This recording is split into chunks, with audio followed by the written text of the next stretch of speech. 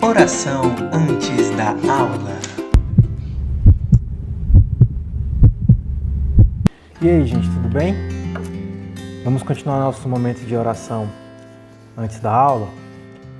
Sempre lembrando que a gente busca fazer uma leitura contínua de um capítulo ou de um trecho bíblico que tem uma certa costura, uma continuidade. Nessa semana a gente está falando sobre o capítulo 16 de Lucas. Hoje eu vou desdobrar um pouquinho o tema do dinheiro como o centro da vida, o dinheiro como essa relação idolátrica que se coloca no lugar de Deus, etc. E hoje eu vou tratar da parábola do rico e Lázaro, que ensina, além da questão das posses, também a questão da morte e da vida. Vamos lá? Havia um homem rico que se vestia de púrpura e de linho fino e vivia no luxo todos os dias. Diante do seu portão fora deixado um mendigo chamado Lázaro. Coberto de chagas, este ansiava comer o que caía da mesa do rico. Até os cães vinham lamber as suas feridas. Chegou o dia em que o mendigo morreu e os anjos o levaram para junto de Abraão. O rico também morreu e foi sepultado. No Hades, onde estava sendo atormentado, o rico olhou para cima e viu Abraão de longe, com Lázaro ao seu lado. Então chamou-o. Pai Abraão, tem misericórdia de mim e manda que Lázaro molhe a ponta do dedo na água e refresque a minha língua, porque eu estou sofrendo muito neste fogo. Mas Abraão respondeu: Filho, lembre-se de que durante sua vida você recebeu coisas boas, enquanto que Lázaro recebeu coisas más. Agora, porém, ele está sendo consolado aqui e você está em sofrimento. E além disso, entre vocês e nós há um grande abismo. De forma que os que desejam passar do nosso lado para o seu, ou do seu lado para o nosso, não conseguem. Ele respondeu: Então te suplico, pai, manda Lázaro ir à casa de meu pai, pois tenho 5 irmãos. Deixa que ele os avise, a fim de que eles não venham também para este lugar de tormento. Abraão respondeu: Eles têm Moisés e os profetas que os ouçam. Não, pai Abraão, disse ele, mas se alguém dentre os mortos fosse até eles, eles se arrependeriam. Abraão respondeu: Se não ouvem a Moisés e aos profetas, tampouco se deixarão convencer, ainda que ressuscite alguém dentre os mortos. Isso está em Lucas 16, do versículo 19 ao versículo 31.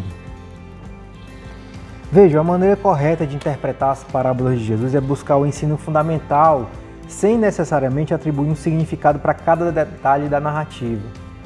O ensino principal dessa parábola trata do que descobriremos após a morte física.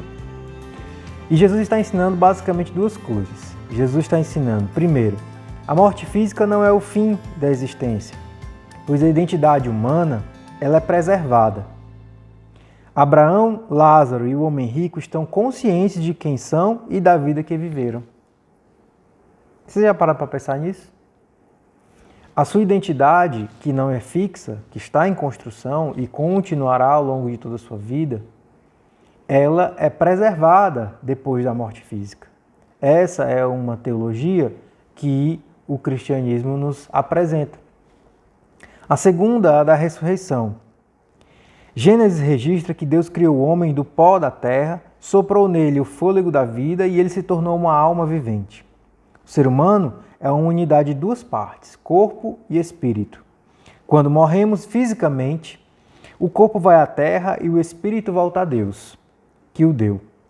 No dia da ressurreição final, corpo e espírito estarão juntos novamente. Como? Aí é mistério. Aí é experiência de fé. Aí é a gente apostar, porque fé não é certeza. Fé é sempre uma aposta. Aqueles que confundem fé com certezas, na verdade, se rodeiam de crenças.